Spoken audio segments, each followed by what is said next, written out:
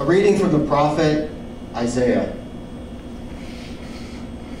The Spirit of the Lord God is upon me, because the Lord has anointed me.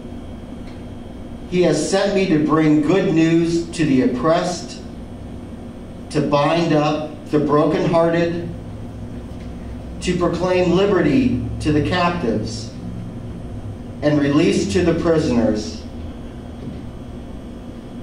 to proclaim the year of the Lord's favor and the day of vengeance of our God, to comfort all who mourn, to provide for those who mourn in Zion, to give them a garland instead of ashes, the oil of gladness instead of mourning, the mantle of praise instead of a faint spirit.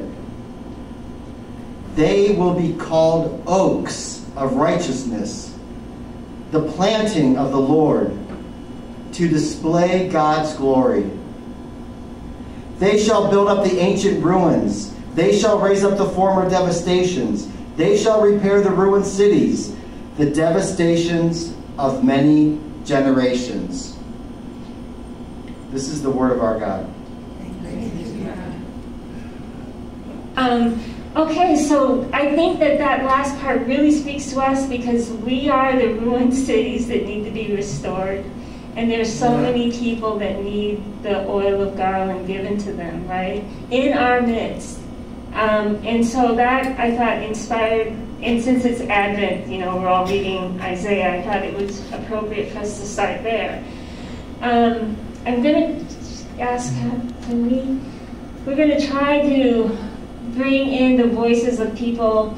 And I don't assume that people in the room have not had this experience. I just don't ask people to volunteer that unless they're ready to volunteer that. Because there's been 100 million people in the United States that have criminal background or criminal convictions.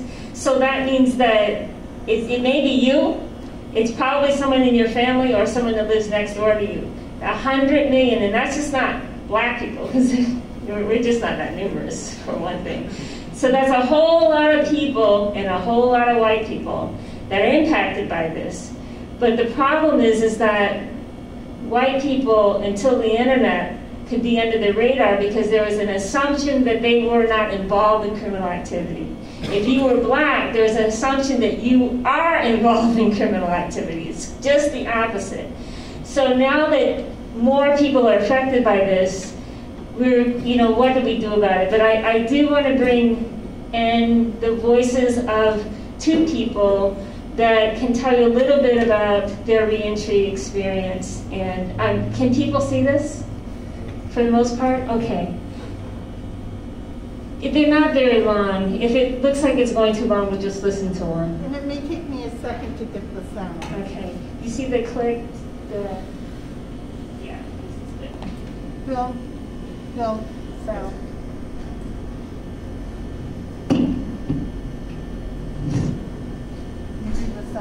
Your sound on your computer also has to be up.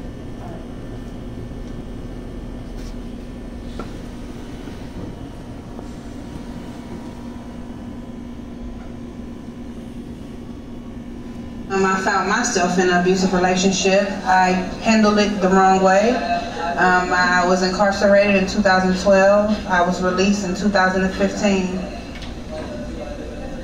What was the nature of your offense? Felonious assault.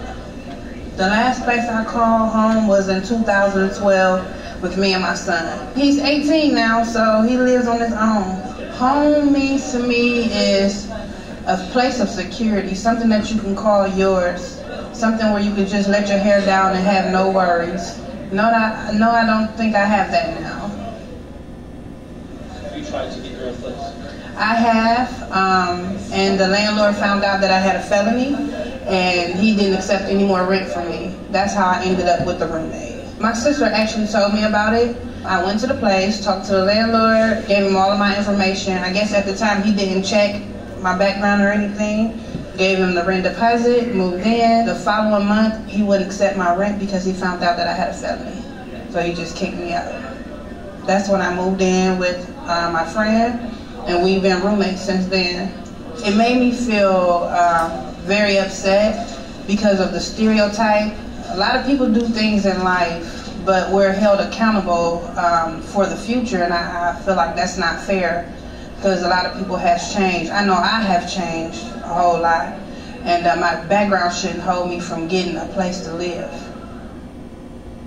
I believe because of the extent of my felony, it's a violent crime, so I think he felt uncomfortable with my felony. It was very difficult because he was not a very understanding landlord. He just felt like he didn't want anybody with a felony in his building. So I just moved. When I first got out of prison, there was nothing for women. No programs, no anything to help women get back on their feet. So it's important to me because I've been in a situation where getting out of prison, it's hard getting back on your feet. And to give a person opportunity, I feel like that would help them to be productive in society, and they wouldn't want to do anything to go back to prison. Us as a whole, as a society, should be able to help people that's coming home from prison, like truly help. Showing my son that no matter what you do in life, you can still make it. And that's my goal, that's my whole reason of being here. Before I went to prison, I was a nurse. I did that for 8 years. And me coming home, knowing that I was not going to be able to do that again, really made me determined to show him, just because I can't do nursing, I can do something with my life and be successful regardless. And he's looking at me, he's watching me, and I know I'm his hero, so I don't have a choice but to show him that I can do it. So, and that's the love of my life. So.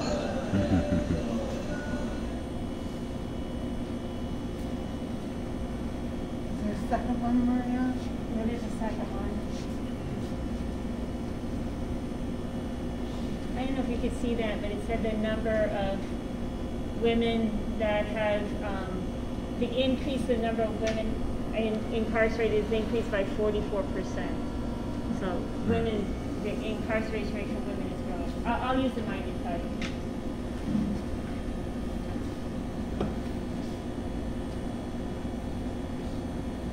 I had one caller come in and say, well, the devil got me. I don't know what I'm gonna do. I said, who got you, Lucifer? Yeah, the devil got me. I said, you watch Lucifer on Monday nights on TV? On Channel 8, because I watch it because he's good. And they said, no, I don't watch Lucifer. I said, well, this is what you need to do. So I put on a gospel song that's called Shake Yourself Loose. So that means shake yourself from the devil, you know? And they call it, oh, that's a good song. I need to do that. I said, just shake yourself loose. It's by Yolanda Adams. So that's the things I like to do. Whatever they say, I interact with a song. You know, I find a song that fits that situation, and I put it on. You know, so it's fun. I feel that. Well, my radio show is a gospel station. It's called KZ, the Inspiration Station. What I do is old school rhythm and blues like Marvin Gaye, Supreme, Sam Cooke, Otis Redding, Temptations, you know, Smoking the Miracles. Then I have a smooth jazz show I do, and then I do a gospel show, and I engineer 3 or 4 shows. I think about where I was. I worked at 18 years for Cleveland Board of Education, and I did 6 years. I got laid off after 18 years. And then I went to the library, worked 6 years for the Cleveland Public Library, and I got laid off. And after then, I got to mess around with married women. Then I got involved in drugs. I was involved in drugs for like 8 years. Then I had a B&E case, breaking and entering. I worked at this apartment complex, and I had a job post to go to this apartment. When I went to the apartment, the guy let me in, and I looked around. I said, man, everything looks good, and I left out. The next day, I got called over to the office and said I was terminated because I broke in the place. I said, how can I break in the place and let me in?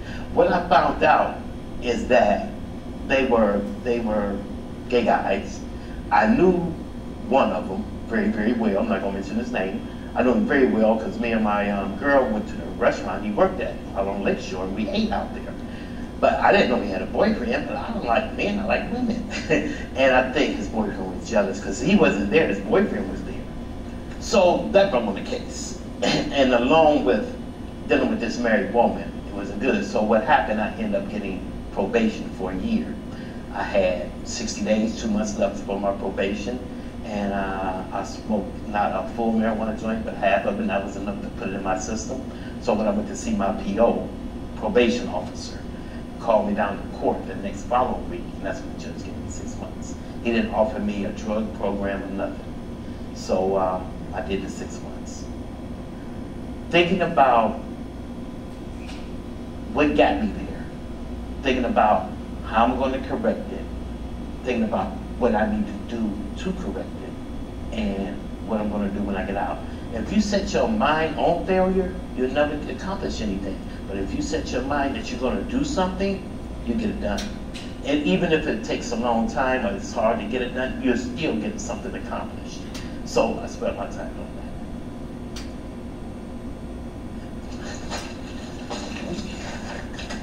Oh yeah, Jay, I got everything you need ready. Okay.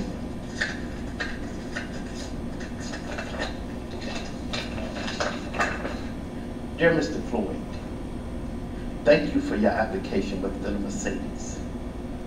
After processing your application, we must inform you that your application has been denied for one or more of the following reasons. Criminal history report is unfavorable. The second one, failure to provide all information that was requested, which I did. I provided false and misleading information. And then they have other, no income. I'm only human. I was pissed off. I ain't gonna sit here and say, oh, all right, because I know God got me. God know me. I was pissed. It's like, what more can I do? Why would you tell me, and I called you 2 days ago and tell me I was number 3 on the list? Then you sent me this paper telling me I'm denied. I couldn't understand it. Well, lo and behold, we go to this hearing. The manager here, that's still here today, still didn't want me in. She sat at the hearing. She wants to know why you want to move in my building. Why you can't move somewhere else. I told her just like this. I say, I want to move in your building because really I have nowhere to go. Oh, what was your felony? I told her, so just like that, I have one. I said, because if you go across the street right now, if you look at their records, you'll see it's been expunged. Then she asked me again, why you want to come in my building? I need some place to live. That was good. You did great. They got to let you in, because if they don't let you in, they open themselves up to a lawsuit. And lo and behold, these people called me the next following week to come look at this place, right? So when I walked in here, just where we're at now, I looked around. I looked at my girl, she said, oh Lord, John, your furniture ain't gonna fit in here. When you have people that, and I'm not a funny guy, I believe in God, and I believe God have angels. He took the people out that are not supposed to be here and put the ones like you all who's supposed to be in my life. So that keeps me motivated to keep going.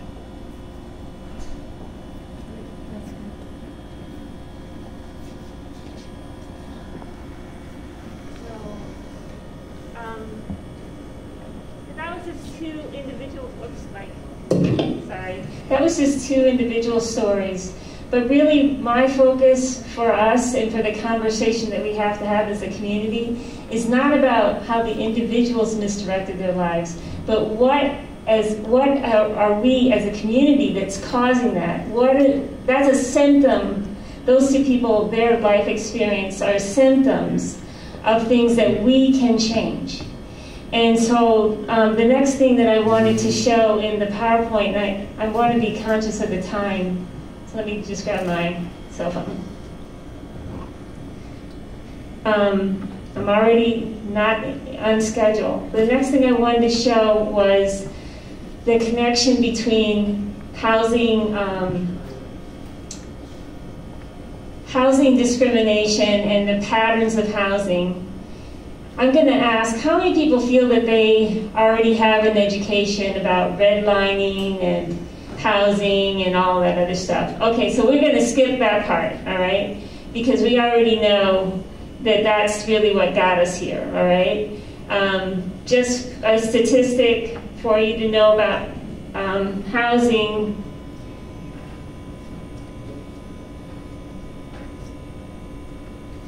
The typical white family has 5 to 8 times the wealth of a typical black or Hispanic family. That's the disparity. And most of that wealth is going to be wealth acquired or as the result of being able to participate in the housing market that blacks were denied because of the housing policies of the federal government. So just so that we know that. The next thing that I want to say before we get into this is some of the statistics. I looked at this last night, and I didn't think that, nothing really shocks me. But yes, last night I looked at this and I thought, could that be maybe my math is bad? But I don't think it's my math.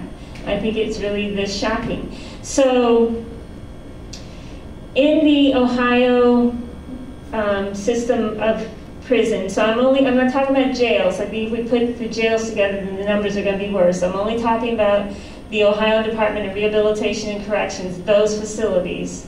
ODRC, if you hear me say that, I'm talking about the prisons that the state of Ohio runs.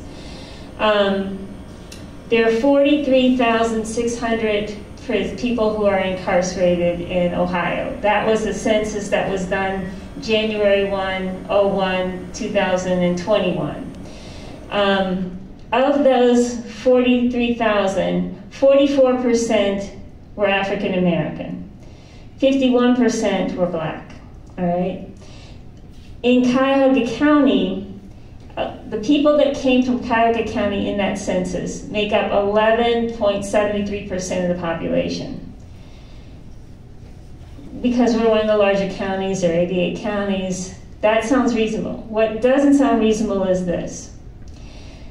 There were 6,049 people from Cuyahoga County incarcerated. Of those 6,049, 4,891 were black. 1,158 were white. That's an 80% difference. So Cuyahoga County is, by the new census data, Cuyahoga County is 30% African American and 63% white. So we've got a huge problem. We're bearing the brunt of a huge disparity, right? So given those statistics, and given the analysis that the Department of Housing and Urban Development did in 2016, we know that we're looking at huge housing violations if landlords are allowed to use criminal background to screen people in Cuyahoga County. I'm not talking about the rest of the state or the country. I'm talking about in Cuyahoga County.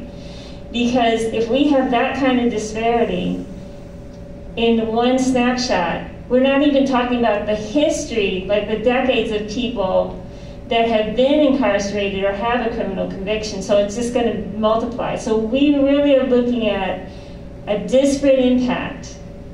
And I want to focus on that word, disparate impact. Because until 2015, the Fair Housing Act, which was enacted just days after Martin Luther King was assassinated, the Fair Housing Act didn't use the analysis of disparate impact. So what I mean by disparate impact is you have a neutral rule. For example, I'm not going to admit anyone that rides a red bike, all right? That looks like a neutral rule. But then we find out that 99.9% of the people that own red bikes are African American. So it's just a substitute. It may not have been the intention. You don't need to intend to exclude African Americans, but the reality is if you're excluding everyone that rides red bikes, and almost everyone that rides a red bike is African American, you're excluding everyone who's African American, right? So that kind of analysis was always available under employment discrimination law. It was not available under housing discrimination law until 2015 when the United States Supreme Court entered a decision called exclusive communities. So after that, after they were allowed to use that analysis to enforce the Fair Housing Act, HUD, Housing and Urban Development, issued a guidance in 2016 saying using criminal background to exclude people or to screen tenants could result in a violation of the Fair Housing Act. All right, so what did HUD say about, well then how are landlords to determine who they're going to pick, right? So HUD went through this analysis, and they said, if you're going to screen for criminal background, one, you can't just use arrest, because you know that that's going to be 90% of African American males that got blackballed riding in the elevator, if you've been following the news. Or black while driving, or just black walking in park, whatever. So you know that they can't use that, because that's really clearly going to be wrong.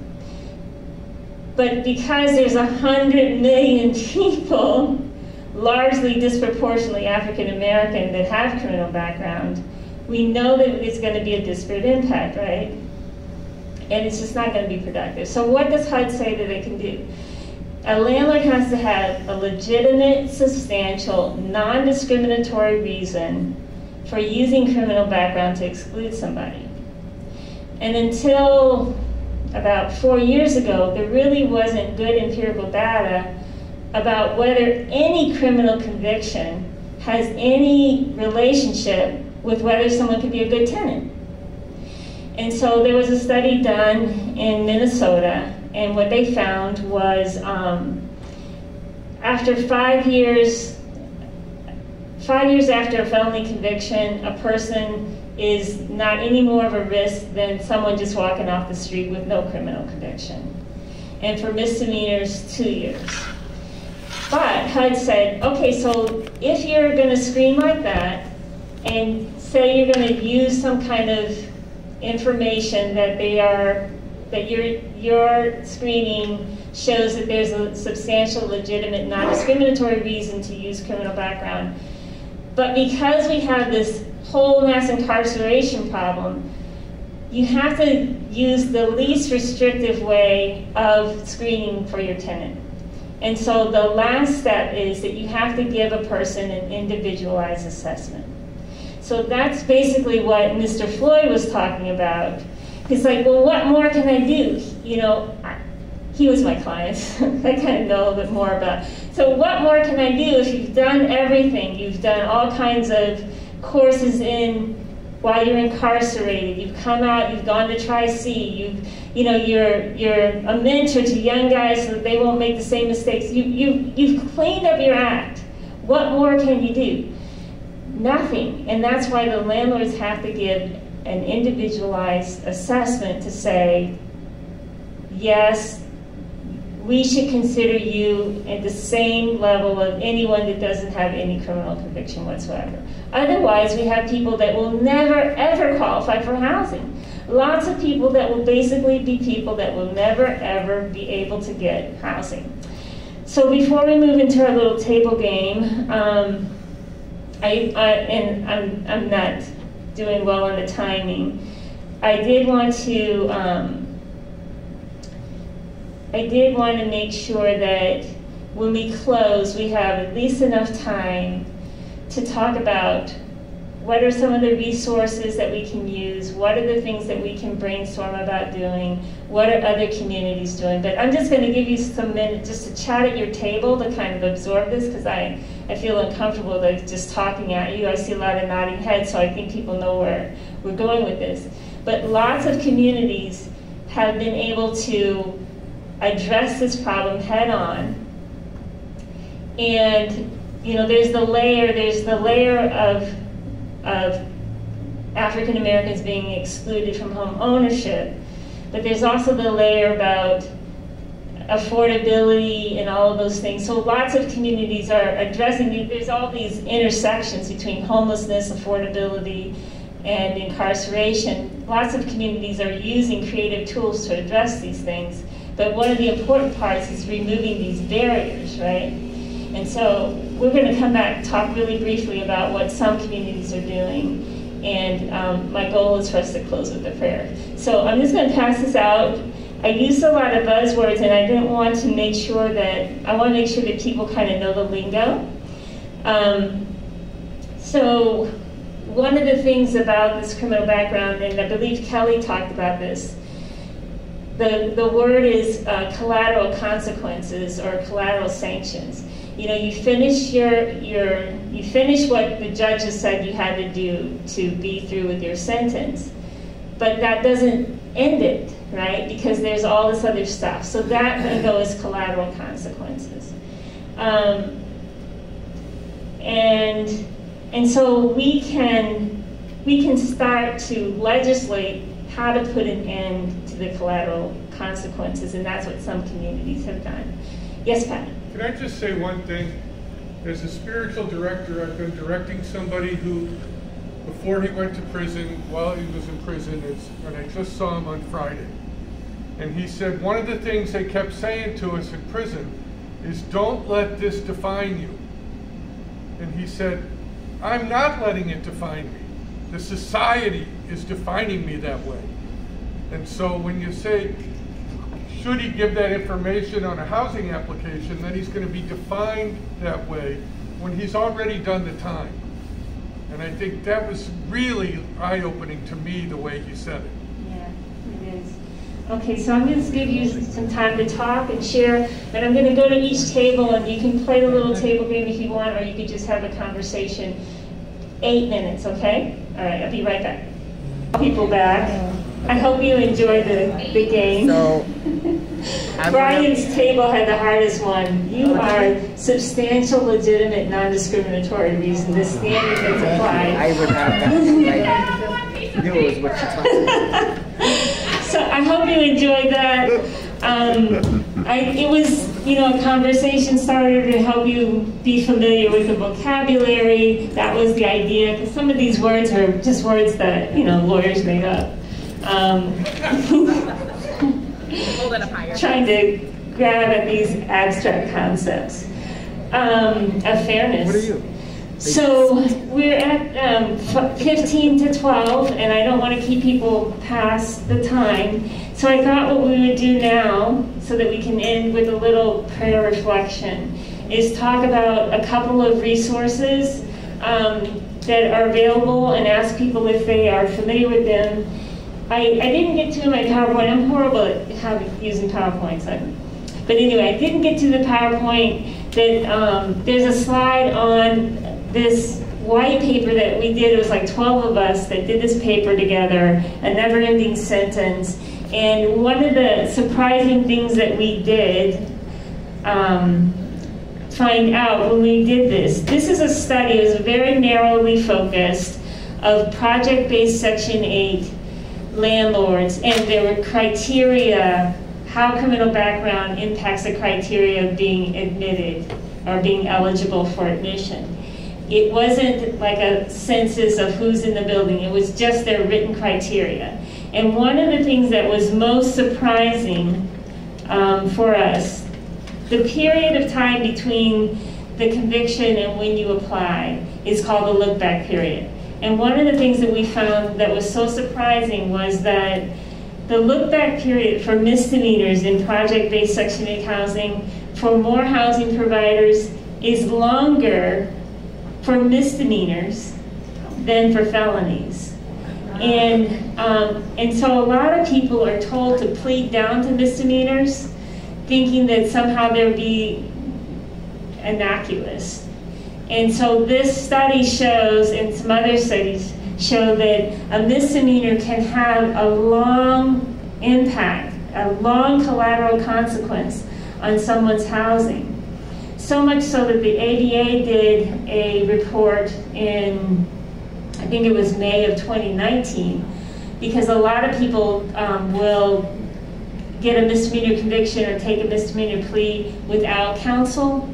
So the ADA was looking at why courts are allowed to do that. Since there is such a long collateral consequence on misdemeanors, people need to be informed before they agree to a misdemeanor conviction that could impact their housing. So the ADA study was about what is the obligation that lawyers and judges have to people that are in court as criminal defendants, not knowing that there's going to be this long collateral consequence on their housing. So I think that was interesting, and we had a little slide that shows the number of housing providers, and that was just project-based Section 8 housing. So imagine what just private landlords without any subsidy were doing for people that have any form of criminal background. So I just wanted to bring your attention. If anyone wants to see this study, I can send a link so that it can be passed on and put on the website. And the other thing that I wanted to bring your attention to are some of the things that other communities are doing. So how many people have heard of ban-the-box movements? They typically apply to employment. Mm-hmm. So employers aren't allowed to ask if you have a criminal conviction until after they've done the initial screening and they're at the point of making an offer. Then they're allowed to ask, and then if there's any connection between your criminal conviction, and it has to be a strong nexus between your criminal conviction and the job that you're going to do, then they can use it. So for example, if you have a recent conviction for embezzlement and you're going to be a bank teller or something like that, right? Then they may be able to argue that there's a connection. But other than that, employment has a lot of safety, supposedly, laws to keep people from not being able to get employment when it's totally unrelated to their conviction or their past. Housing is, we're just now catching up to that. So what some communities have been doing is, in the midst of their ban-the-box campaigns, is they're also doing what's called fair chance housing campaigns. And so Seattle was one of the leaders of that. And I didn't try to go into the details of their legislation because, again, that would be like a whole other hour. But I did make 3 copies of it in case there's some person that would like to read what Seattle did. And their ordinance was passed in 2017. So in the legislation, it requires evaluation. So they're deep into figuring out how to tweak it, whether it's making a difference, whether it's removing barriers or anything like that. So this is something that communities like St. Malachi community could study, could communicate with people in Seattle. Is it making a difference? How would you do it differently? How did you get to the point where you passed this? That kind of information. After Seattle did that, a whole string of other cities followed. So Detroit has legislation like that, Philadelphia, cities very similar to Cleveland, right? Cook County has similar legislation. Richmond, California has similar legislation. Oakland, California. Lots of communities are grappling with this issue and trying to figure out what's the best fit for them. So that's one thing that communities are doing. As to the affordable, if you apply for housing and you can be admitted but then can't afford it, then what good is that, right? So as to the affordability issue, there's also creative things that are happening. The vouchers have been problematic, right? Because many landlords don't want to take them.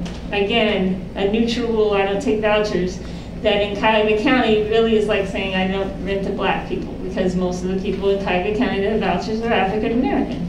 So some communities in Cuyahoga County have passed legislation called source of income protection.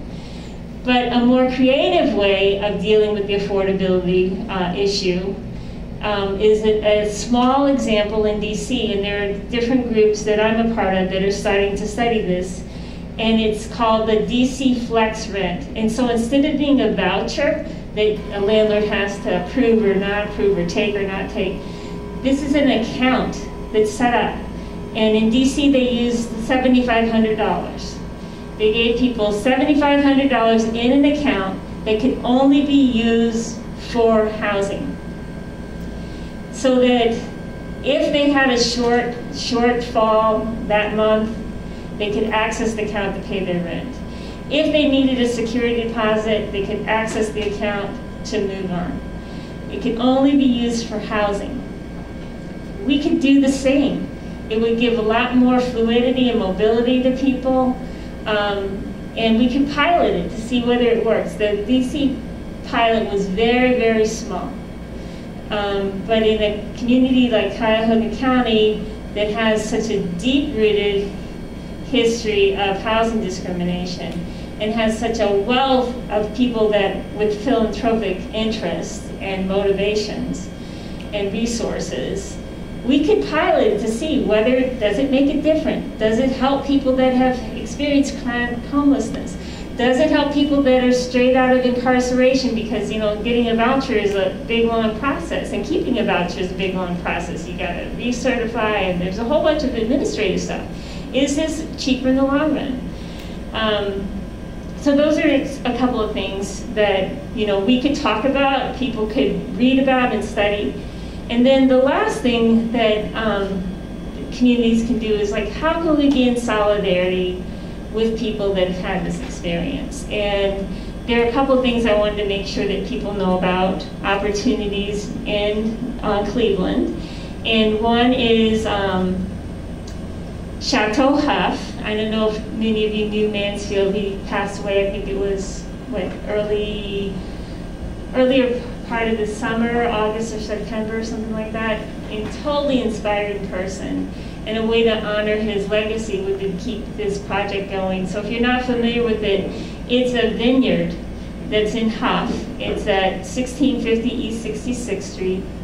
You can order their wines online. They will deliver by UPS if you wanted to give a box of wine to a friend or something, or for a wedding, whatever. Or you could go there. They schedule like wine tastings with small groups.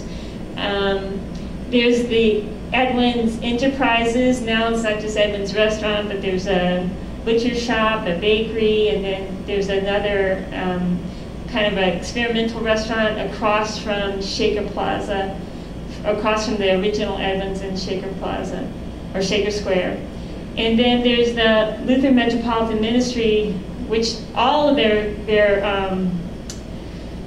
well, I won't say all of it, but many of their parts of their ministries are related to reentry. They may not have a reentry name, but they have a lot of people on staff that are actually people that have reentered, and then they have specific reentry projects. So they have Chopping for Change, which is for women that are at the pre-release that come and learn culinary skills, and they have a food truck that's featured for reentry. So if, for example, if St. Malachi's were going to have an event outside, you might want to, in the summer, invite the Lutheran Metropolitan Ministry to have their food truck so that you all could use that as a way of supporting reentry, right? If you're going to have someone's going to have a wedding and they're going to serve wine, you could say, hey, why don't you order wine from Chateau Huff? And then the other thing I want to make sure that people know is that you can share these ideas and experiences. There are 2 reentry movies that I would suggest that people watch if you haven't. How many people have seen Knife Skills? It was nominated for an Oscar, so I really recommend that you watch it. It's about Edwin's and the graduates there. And then there's another movie that was part of the, what's it called? Cleveland International Film Fest last spring, called Apart. And it tells the story of several people and includes one of the thought leaders on this reentry movement, Malachi Kidd, who works for our Lutheran Metropolitan Ministry. She is a person that's experienced reentry, but this movie is about her mentoring women that are coming out of incarceration and their experience of being reunited with their children.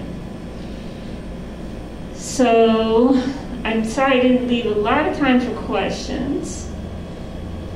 It's 1 minute till. I wanted to close with a prayer, but is there anyone that wants to ask a question? Yes? Just curious what your thoughts are. I haven't read extensively about it, but the city of Evanston, Illinois, where they passed the reparations, and my understanding is it's being utilized towards housing. To home ownership. To home ownership. Okay. Yeah. So Evanston, I saw a presentation. I think it was one that the YWCA did. Yeah, Rachel probably knows more about it than I do. And then Amherst, Massachusetts also is doing the reparations for home ownership.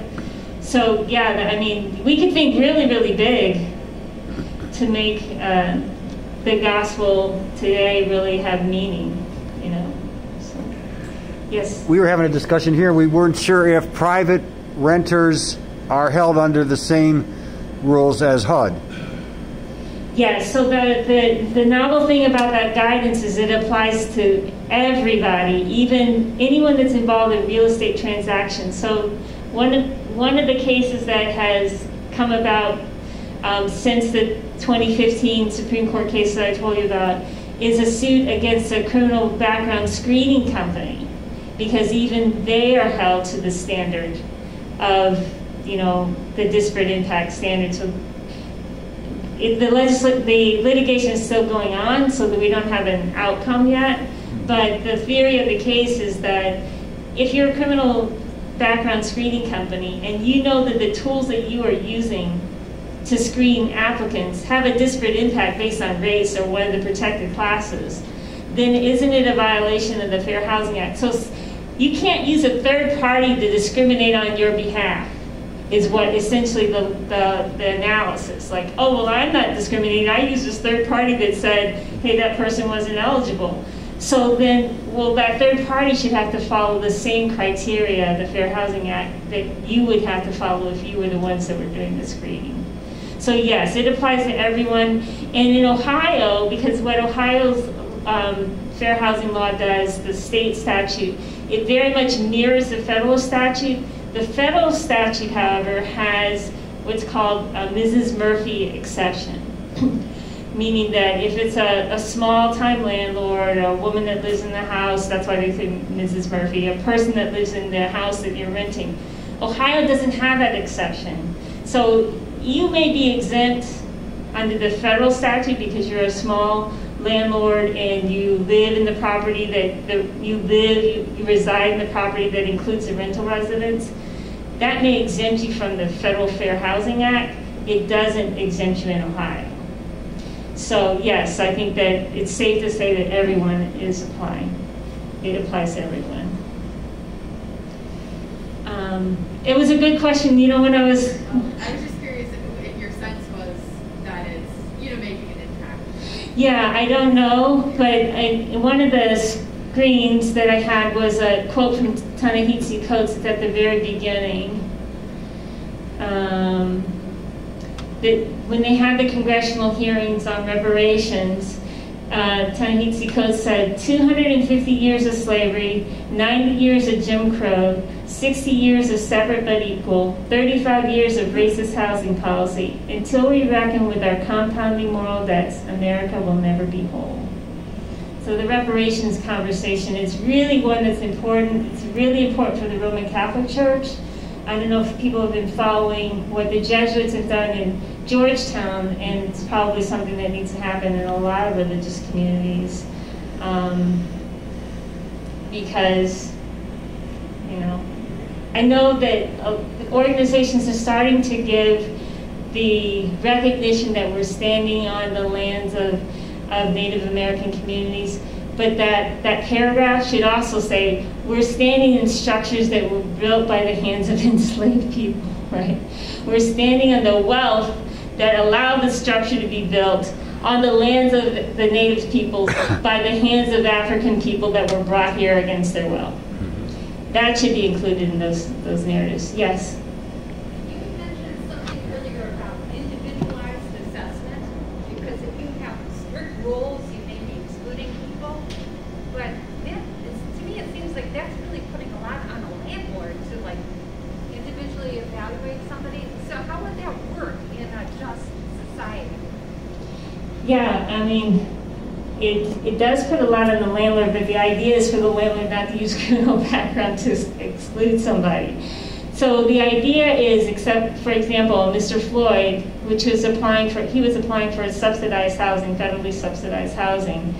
The idea is that, say you have a 5-year look-back period, right? Because you can't just say any conviction, any time, forever. So if someone doesn't fall within the window of what would be permissible, so you have a 5-year look-back period, and then we have someone that says, well, I just got a PhD. I have a criminal conviction. I have a PhD. Your house is 2 blocks from the university that's offered me a job. You're going to exclude me, even though I've done everything I possibly can to rebuild my life. I had a nonviolent crime. I had, my crime is a result of a drug addiction or something that's, not actively happening in my life now. So that's how the individualized assessment works. It's kind of like, in my mind, it's kind of like an English teacher trying to figure out what's a rubric to decide what paper is going to be an A and what paper is going to be a D. You're going to have to come up with some kind of metric, and you're going to apply it and try to figure out how you can apply it fairly. But definitely, it's to discourage landlords from even getting to that point. So before they even get to that point, they have to have a substantial, legitimate, non-discriminatory reason, right? Is that for the most part, 99.999% of the time, a person with a criminal conviction is no more risk than a person without one. In the United States. And this gentleman, if you are not familiar with him, there's lots of YouTubes if you don't want to read the book. The book is great, but if you don't want to read the book, Richard Rothstein, he's been to Cleveland numerous times. Case has invited him, City Club has invited him. He's talked, there are lots of talks with him online if you don't want to read the book. But I really recommend that you read the book because we've been reading out loud. It doesn't apply so much to Roman Catholic Church because I think it would probably be 3 times thicker and worse. But it's the truth about American church's complicity in racism, the color of compromise. This book, I just wanted to, I'm sorry keeping you all long, but this book has been so great. The Mathematics for Human Flourishing. And I got the book because I was interested in mathematics. But the irony is, it's got 2 authors, Francis Sue and Christopher Jackson. And Christopher Jackson is a man who's incarcerated in a federal facility for something he did like as a 19-year-old. And he got like sentenced to 30 or 40 years or something like that. So he's been in prison for a very long time. He's a math whiz. And he had taught himself all this stuff and then was looking out, trying to find someone that could boost him more in his mathematics. Kind of mathematics that I don't even know how to pronounce.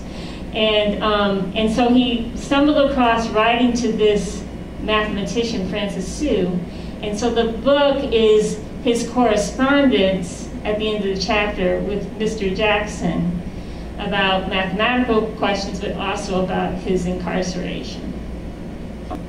As I write this, the United States is a deeply divided nation in a crisis of trust. People are asking, can I trust someone who has an utterly different worldview than mine?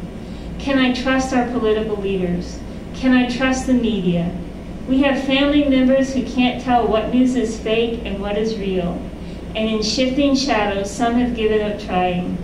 Partisan bickering has resulted in the lack of intellectual safety because there is no firm foundation to what people believe they can know. So they just give up. George Orwell, in his dystopian novel, 1984, describes a world in which the totalitarian government, the party, manipulates people through propaganda and deception.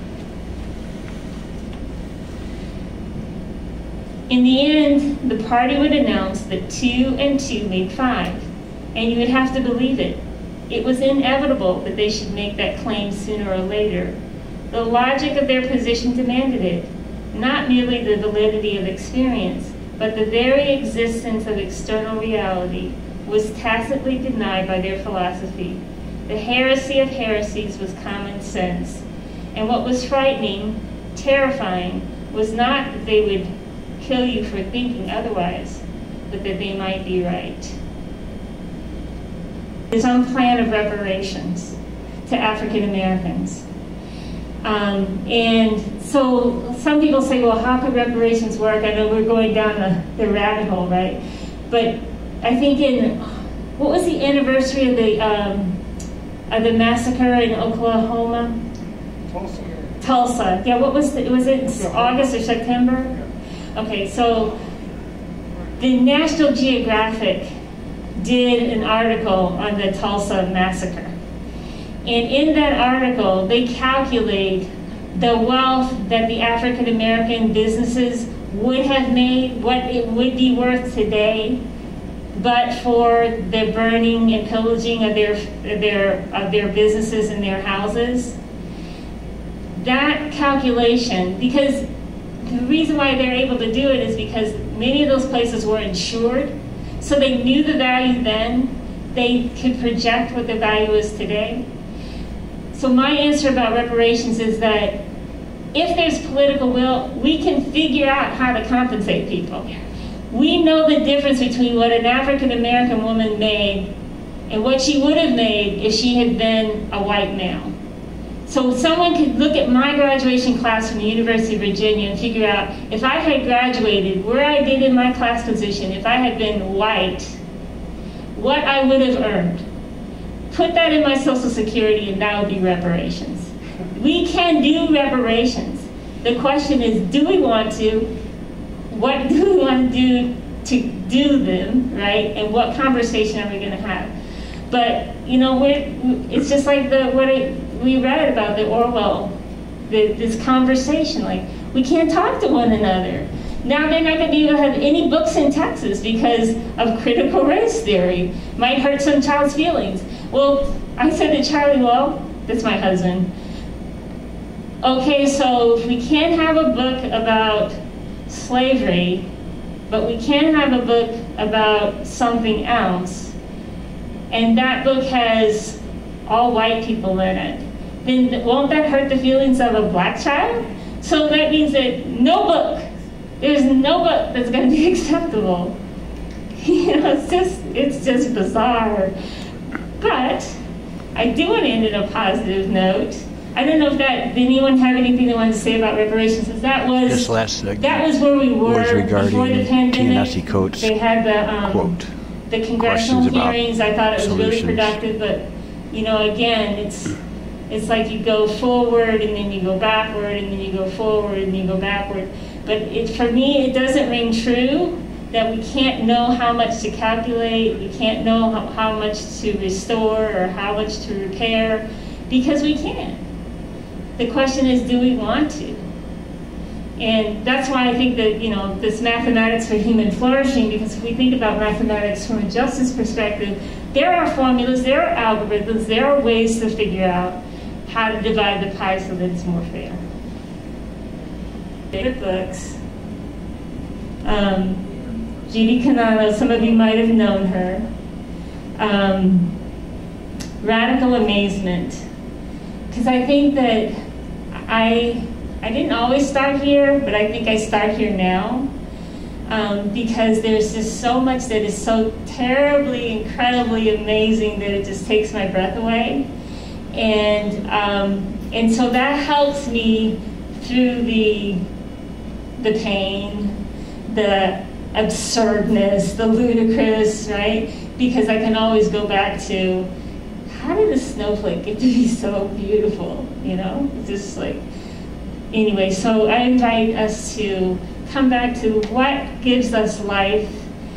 If making the world more just is what gives you life, then come back to that space. And imagine all the things that you, your friends, your neighbors, the people you love, together can do to create that beautiful, beloved community. What a bright, shining star we could be when we treat each other, look at each other based on our full humanity, look at the planet that we live in and want to protect and nurture and just be a part of, not dominate, but be a part of and steward all that is around us, every ecosystem. So we pray, Holy One, in every moment we live in your expansive love and your tender embrace. All around us we behold your presence. All around us and within us life emerges fresh and new, vital, sparked with zest. May we continue to expand our lives and our living, accepting the challenge and responsibility to be co-creators with you.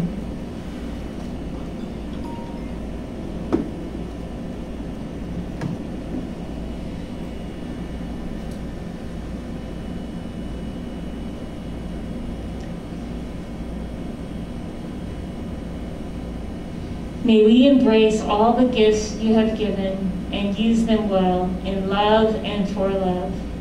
May we use our gifts with wisdom and with courage, celebrating the connectedness and seeing the expressions of your love everywhere. May our actions and attitudes generate unity and our love bring us to communion. May we live in such a way that generations to come will look at us and in you say, radically amazing. Amen.